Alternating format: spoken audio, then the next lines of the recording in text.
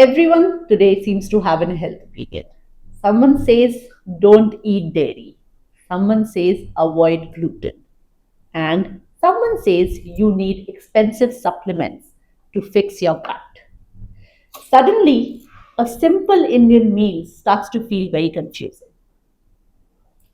So today we are cutting through the noise. Joining me is Tanisha Bawa, a gut and hormone health expert. And we are going to answer all the questions that you have, from bloating and hormones to whether those expensive supplements really make a difference. Tanisha, it's so good to have you here. Likewise, happy to be here. Okay, so let's start with the big picture. Why are so many people in their 20s, 30s suddenly dealing with, gut issues, PCOS, thyroid problems, fatigue, and hormonal imbalances? So, what has changed? So, if you see, there's such a hustle culture going on, especially in students, people who are working in their 20s, 30s, even to be honest, even 40s. There's a lot of hustle. Everyone's waking up, chugging coffee, leaving for work, doing their presentation. So what's happening? You're on a fight or flight is going on, and when you are in a fight or flight mode, what happens is there's an immense surge of cortisol in your body, and when that happens, all your other sex hormones take a hit. So you can't out exercise, out eat, or surge in cortisol spikes. So nobody is prioritizing rest and digest, and that's the first thing that I see that's spoiling our gut and our hormonal health. Having said that, this doesn't just affect how your mood is and how how you're doing, like anxiety wise. This has a direct correlation with your gut, and it can reduce your microbial diversity. It can cause gut permeability. So this is the starting point. And then this is the first thing I would say that I am seeing. But the second thing is that now the food that we're eating is not the same that our grandparents ate. Okay. The soil is depleted. Structurally, the wheat is not the same. There's a lot of gluten content because of the way it's being processed. The dairy that we eat is not the same. Now there's synthetic estrogen, synthetic progesterone in the dairy. So automatically it's interfering with your own hormonal health, right? So those are the two. These are 2-3 things that I'm seeing that's causing the. So for somebody, our listeners, if they do not know what gut permeability is, Yes. what is that I was exactly? just going to start explaining. So basically your gut is like your entire body, from your mouth to your colon, is your gut. Okay, it is the largest immune organ of your body. Now your gut is like a gate. It should be sealed. Things should not come in. Things should not go out. But the minute you start eating in a way that is toxic, like if you're eating foods that are very refined, you're putting in synthetic hormones through the dairy that I was talking about, or refined foods, your gut tiny starts becoming permeable. Means it starts opening up. So the food that should stay in the food pipe starts leaking out into the bloodstream. And when that happens, it triggers our immune system, because food should not be in the blood, right? Mm-hmm. So then it triggers the immune system, and people have started getting so many autoimmune conditions, yes, like Hashimoto's, rashes, like your eczema, psoriasis. These are not just skin issues, they're gut issues. Okay. So, but everyone keeps saying, fix your gut. That's the first thing you should do. Yeah. So what does a healthy gut actually look like, and how can someone tell, that theirs isn't healthy? Okay, so whenever you say the word gut, immediately people start thinking about indigestion. Bloating, acidity, reflux, constipation or diarrhea. Yes, those are indigestion signs. But your gut is connected to every organ of your body. 80% of your immune system is also in the gut. So like I was saying, when your immune system gets triggered, it'll also affect your skin. So when you start having acne, when you start having rashes, and you quickly run to your dermat, first you need to see your gut is also in question there. Which everyone's falling sick at the drop of the hat. If you're catching every infection in the season, your gut is again in question.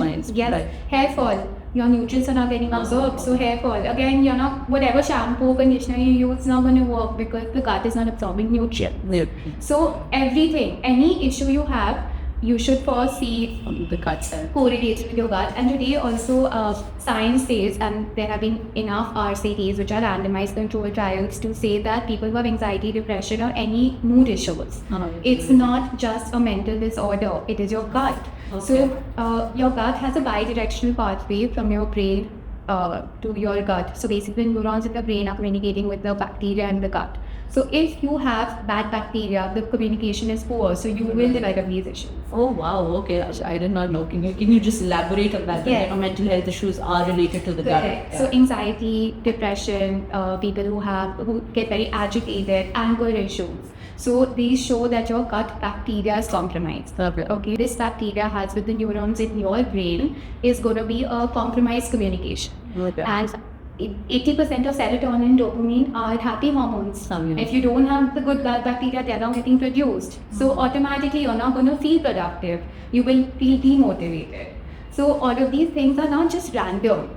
They are with your gut. There's a whole other world that lives inside you, and you are the host. Okay. And so gut health is a big thing right now. So what about, like, of course you touched on it that, after eating grass-fed, better food to eat, But why is gut health becoming, as we're growing, why is it becoming the most important, part of health now? To be honest, I'm so glad it's becoming the most important part of health, because like I was saying that earlier probably there was not much awareness. Yep. And people did not correlate these issues, like I was just elaborating about mental health. But these issues everything is correlating with your gut health. So I'm happy that people are understanding about it, but also when people start talking about it, they also I feel it's become more of a fad and a trend, but Right. This is here to stay. It's not going anywhere. Okay. So, for our listeners again, what are the early signs, most people ignore? Early warning signs. You mean for poor gut? Poor gut health. So poor gut health, now we can break this down for understanding. Let's deconstruct it. So let's go into first related to your stomach and your intestines, where indigestion is concerned. So feeling bloated, feeling acidic, burping after all meals, constipation, diarrhea. These are not just random. This is obviously a tell sign that your body's not breaking down the food properly. When I say body, I mean the bacteria in the gut. Yes. So these could be your indigestion signs. Number two, you have skin issues. Rashes, rosacea, acne, eczema, psoriasis. Again, these are telling signs. Hair fall. Everyone, whoever has hair fall, Right. it is coming from the gut. Wow. It's not just your scalp. Like, why is your hair falling? Because the nutrients are not getting absorbed in the lining of the gut. So lining is compromised. Then comes energy and fatigue issues. You're not randomly tired. If you are eating 4 to 5 balanced meals in a day, there's no way you should be tired, right? So either you're not eating well, but if you are, but those nutrients are not getting absorbed again. So energy fatigue issues are again a problematic sign. No sleep. Insomnia. Again, your bacteria is compromised, because if your bacteria is not good or you are exposed to parasites in your gut, you will have insomnia and you will not sleep. Obesity, another issue. It's your like I said, it covers it all. It's all of it. All of it, I'm sure. Yeah. It's the entire gamut of Yes. issues people are Correct. facing right now. So if someone woke up tomorrow and genuinely wanted to improve their gut health, what's the first thing they should do before buying supplements or changing their entire diet? It's very easy. It's not complicated. So let's go into the things that one can start today. So first things first is sleep. So sleep is when your entire body heals on a cellular level. So if you're not getting good 8 hours of sleep with your circadian rhythm, it's not good. So sleep is the first fundamental that I would say. Also, sleep regulates your hormones, your gut, your inflammation, and your immunity. So this costs nothing, totally doable. So sleep is one. Number two is movement. We don't need to go to fancy gyms or do anything crazy. Everyone doesn't need to do high rocks. So we can just start simple by movement.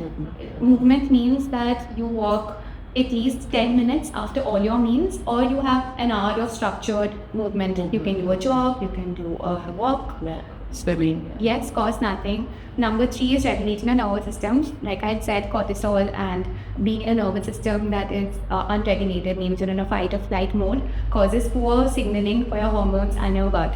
So wake up in the morning, sit in the sun for some time, do some pranayam, do some breathing. These are three things that one can just immediately start. So it's sleep first, you said, and then you said movement, regulated nervous system. Regulated nervous Then we can also go into removing refined products from our food. For example, let's do away with packaged foods, cookies, juices, all the junk that you're having. Costs nothing. You're removing this. Yes. So this is the fourth one. And fifth, start having balanced food. So your lentils, rice, vegetables, add in protein from food sources first. Eat balanced meals. We can discuss more on this. So these are the five things. And honestly, cost nothing. Yeah, it's a very practical advice, I would say. Yes, yes. But there's so much conflicting advice online. You know, one person says, like you just mentioned yourself, eat fruit. Another says, don't eat fruit. You know, one says dairy is really bad. Another one will say it's really great. You know. Sure. So how should the average person, you know, really understand what is gut health, what is affecting them, what is, you know, bad for them, and whom to trust? A very important question, because today, if you open Instagram, every other person is talking about health, gut, hormones, and to be on the credibility to do so is something that you have to be a smart consumer while consuming this information. If a fashion blogger or an influencer is talking about health, you have to be smart enough, because there is no regulation for this. So you gotta be smart is what I would say. Having said that, research and science, you have to see who is talking about it, what research are they discussing, and who, this is a little more advanced, who funded the research. A lot of it has to be taken into account. As you know, I was a lawyer before, so I the way I read is very different from how other people could be reading. But today also in my sessions, when I work with my clients, I show them research. It's not like I am saying that. I will put the research paper in front of them, and then they will also resonate and be aligned with me. You know, simply just saying that dairy is not good for you is not enough. Show them. Yeah. Right? Why is it not good? Yeah, right. Right. So, like you said, you know, people should know the source. Yes. Yeah, you know, I think because you being a lawyer, I think that's one of the most important things. Yes. Okay. So, you know, going back to your life journey, your personal journey, and like you mentioned that you've been a PCOS patient. So why are PCOS and hormone-related issues becoming so common among the young, you know? And so are we really missing something in how we're living now? We are, and that is PCOS, and as you know now, the name got changed to PMOS, which means that at the root of it, science agrees it's a metabolic disorder and not just an ovarian dysfunction. So having said that, why people get PCOS, 70% of PCOS cases are insulin resistant kinds, means that there is more blood sugar in your body. As a result, pancreas have to, you know, so put in more insulin and regulate the system. This is why people get PCOS, and when insulin and blood sugar both are high, you ovulate late. That's why there are irregular cycles. So this is why people are getting insulin resistance and PCOS. But why are they getting it? For example, let's come back to what I was saying originally. The hustle culture, chugging your coffees, picking up a bagel on the way to class, or you know, just having high glycemic loaded breakfast, just having poha and leaving your house. You are spiking your blood sugar. So that's one. So it's cortisol, eating a diet which causes blood sugar spikes, refined foods, which causes you to have a hormonal dysfunction, which causes PCOS. So it's a chain. Hormones don't work in isolation. The lifestyle triggers a signal which leads you to get this metabolic dysfunction. Other reasons, you have to tie it back to your gut. If there's low-grade inflammation with your gut, again, you will develop diseases like PCOS. For example, people with PCOS also have a lot of painful periods and irregular cycles. So there is a group of bacteria called Actionable, and that's the good bacteria. If you lack it, your estrogen will not get flushed out your body properly. It will not metabolize. As a result, your uterus lining will be very thick and bleed a lot more, heavier bleeding, painful bleeding. So it's not a superficial thing. Your gut, your hormones are directed by your lifestyle. You give the signal. Never perfectly right. Yeah. So how your lifestyle gives the signal. Your lifestyle and your food. Right. Every food item you have is a message to your hormone and your gut. If I eat an almond right now, if I eat a cookie right now, I'm signaling what to do. If I eat the almond, no changes in my blood sugar, everything is great. Yes. If I eat the cookie, I'm telling my body blood sugar spiking, pancreas basically the insulin because I've eaten this. Okay. So, you know, should people be taught this in school? Should there be a curriculum for students? I can't stress on it enough. Yes. I mean, we really should, especially, both genders. Girls as well, girls and boys both. Firstly, blood sugar knowledge is very important. Gut knowledge is really important because, for example, I just told you that I had PCOS. I had no idea until that opened this Pandora's box of a whole other world. Right. I had no idea about the bacteria and the world that lives inside me. So, and I studied a lot to get here. Okay. So, other students and whoever I speak to, my clients, they're highly oblivious to many, many things until I show them the research.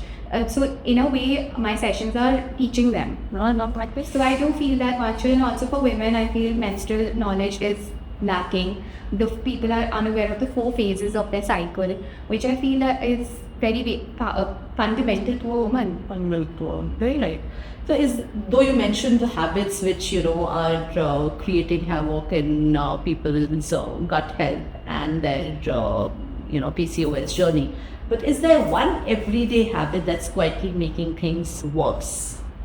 If you want to say just, there are many. But if you say one, then I would just pick up on just plainly eating carbohydrates. Like your carbohydrates are your roti, even your dal is complex stuff, it's not enough protein, we all know that. Just eating rice, and there is no fats, fiber or protein to balance the sugar spike. So today, people who are PCOS, they come and say, oh, but I only eat home food, my dal roti sabzi. But that's the problem. You eat dal roti sabzi. Where is your protein? Where is your fiber? Where are your fats? It's not just about eating packaged foods. Okay. So, touching on protein, I just read today in the morning that Kangna Ranaut said that, eating too much protein makes you dumb. What do you have to say? I mean, and that's absolutely not true. Not Nobody true. should believe this Okay. bizarre statement. And protein is fundamental to your body's health, your muscular health. The more muscle on your body, the better your quality of living. All your enzymatic functions and your body on a cellular level requires protein. Right. So yes, you do need protein. If you're a non-vegetarian, you have ample of healthy sources to get it from. Vegetarians also can get protein by compounding by the end of the day. You don't get straight 30 grams at lunch, breakfast, dinner, but by the end of the day, you can meet your requirements. If you take a protein shake, it's very important to please have clean brands. There are many brands that are using such junk ingredients. Okay. Please don't use those. Okay. But clean label reading, I think, is a conversation for another day. But read clean labels. Okay. So, what is the biggest mistake people make when they decide to eat healthy? What I think is like people are a pendulum, they'll be an extremist. Either they'll be completely healthy or they'll be completely unhealthy, and they don't know how to have a balance is something that I've seen people struggle with. And I feel that there has to be an 80-20 lifestyle, which is something which is a part of my programs that I teach. 20% everyone should have room to eat whatever they want. Well, people have nostalgia with certain food items or whatever they love to eat. But 80% you need to know how are you eating to support your gut and hormones and truly love that way of eating. So I feel balance lacks and people are, up to we'll only eat junk because, and then I'll start tomorrow eating healthy tomorrow. Right. Uh-huh. There is no start and stop. I was coming to that. What's that one habit, that's really underrated, which can make a huge difference? I think it's, not delayed yet, yeah. I feel one habit you're saying that doesn't cause this. Yeah. Is underrated, but that could make a huge difference. That's underrated in terms of Many people want to eat healthy. when people want to eat healthy. I feel like I can talk a little about my 80-20. I feel Okay. like 80-20 is something that in a week, if we are eating 7 days in a week, Right. one meal or 2 meals in the entire week can be foods that you know are not good for you, but they make you happy. So you can go and have those 2 meals. But rest of the meals you should ensure that are supportive of your gut and hormones. And I'm not saying you need to kill yourself in those meals. You should still enjoy them. but you should know how to balance your plate. If you're a non-vegetarian, you're putting in the chicken, the rice, the fats, and your fiber, or are you just eating chicken and rice and working out again? Then it doesn't have fiber. So, so definitely keeping that 80-20 in mind. 80-20 in mind. That's the one habit you must keep in mind. Yes. And our ancestors again did not spend too much on wellness. But are we spending too much on wellness right now? I feel yes, because wellness has become wellness is so important, but I feel it's become such a trend. Everyone is selling these gut-friendly shots, 10-day detoxes. Supplements. Yes, the supplement industry, I feel, is very unregulated. Everything is available to people, and people are spending obscene amounts of money Obscene. on it. But like we just discussed, we don't need to. It is so foundational and it's so simple. You don't need it. You Very don't need right. supplements.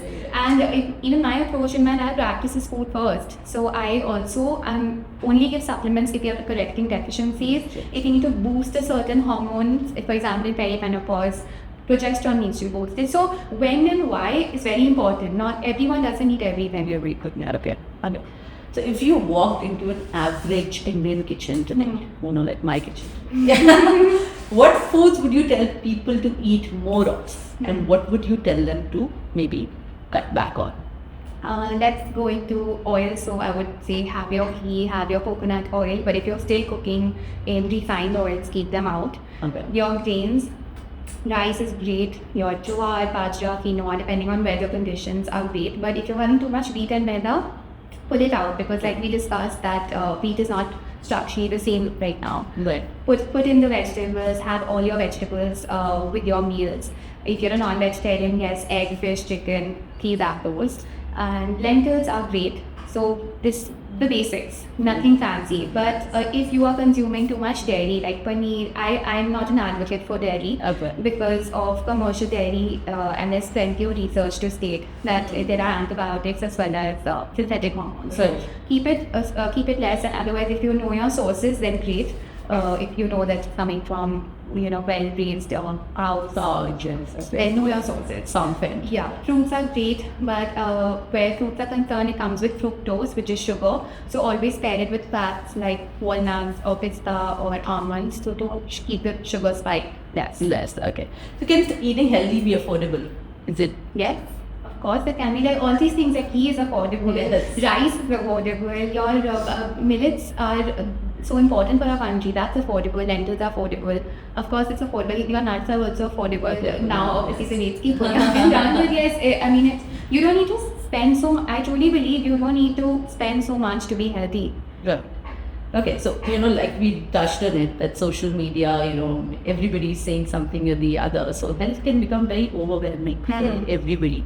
So do you think the wellness industry is making people healthier, or in some way it's making them anxious about every bite they take? I feel the latter is could be. That feels like could be this problem that's existing, because, like I said, there is so much information. Everybody has a take, and everybody's talking about it. Today in nutrition or talking about supplements, it's not regulated, right? So everyone is saying like this supplement helped me, or when I ate apple cider vinegar before my food, I lost 10 kgs. These sort of statements are coming from people who are not should not be saying them, right? So yes, this is causing anxiety, or should I also do it? But when I did it, this didn't happen for me, because obviously there's something called bio-individuality. What works for me will not work for you. Right. So that's when you work with a professional, they take into account your lab work, your health history, your genetic health history, where you are today in life, how old are you, and basis that an approach or nutrition information is given to you. But if you take the information that's readily available on Instagram, then you will cause anxiety to your own self. Right. So like I said, you have to be smart consumer with your food as well as your innovation. And then you mentioned anxiety is related to the gut, so you need to be really Yes. mindful of what you are consuming. Yes, Yeah. even for information from Instagram. Instagram. Okay. So if you had about just 2,000 a month to improve someone's health, where would you spend it? You can easily get your cooking oils, which are healthy. You can get your fruits, your veggies, your legumes, and basically your food items. And other than that, what costs nothing is your sunlight, your steps, and your sleep. So we can very well manage in 2,000. And we don't. Just make your food fine, your lifestyle fine, and then think about, do I need a supplement? You can't out exercise or out supplement a poor diet or a poor lifestyle. It's not going to work. Your supplements, as the name suggests, is supplementing a good lifestyle, right? Perfect. So if you could give every listener today just 5 health rules, though you touched on it, to follow for the next 30 days, what would they be? let's go into the basics and something that everyone can do, right? Keeping everyone in mind. So first would be, as soon as you wake up, don't deep dive into your phones, regulate your nervous system, because when you wake up, cortisol is naturally very high and you don't want to spike it more. So try to get your body to rest and digest. So that can be just a pranayam, deep breathing, or gratitude practice, sitting in the sun. So first is, let's keep our body regulated. Second could be, start your day, should be, not could be, start your day with protein and fats, because in the morning you are susceptible to blood sugar spikes. So in the morning, start with your, like you can do a chia seed pudding with a healthy protein, or you could do eggs, avocado, whatever it is, reduce the carbs and just start your day with protein and fats. This will keep the blood sugar stable and give you a lot of energy and will keep you very productive throughout your day. Start your day right with the correct meal. Third is sleep. No brainer, you have to sleep for 8 hours, and when I say 8 hours, it doesn't mean that you're sleeping at 2 a.m. for 8 hours. Circadian rhythm is very important. So sleep at 10 and wake up at 7. That's the lifestyle we want. Okay. So yeah, like you said, 5 tips. Right. Then fourth, let's crowd out the junk. Let's Okay. keep the packaged foods out. Just try not eating out of a package. Eat from what's made in your kitchen. That in itself would help. And last is, be consistent with the top 4. Just follow consistency. Yes, Health yes. is not fancy. It is really simple. Simple. It's very Yeah. comprehensive. It's very And simple. Yes. repeating the same steps again and again is what will fill your health bank. Okay. Okay. So Tanisha, before we wrap up, if everyone watching could remember just one thing from today's conversation, one habit or one mindset that could genuinely improve their health, what would you want it to be? And so many things. It's difficult to narrow down.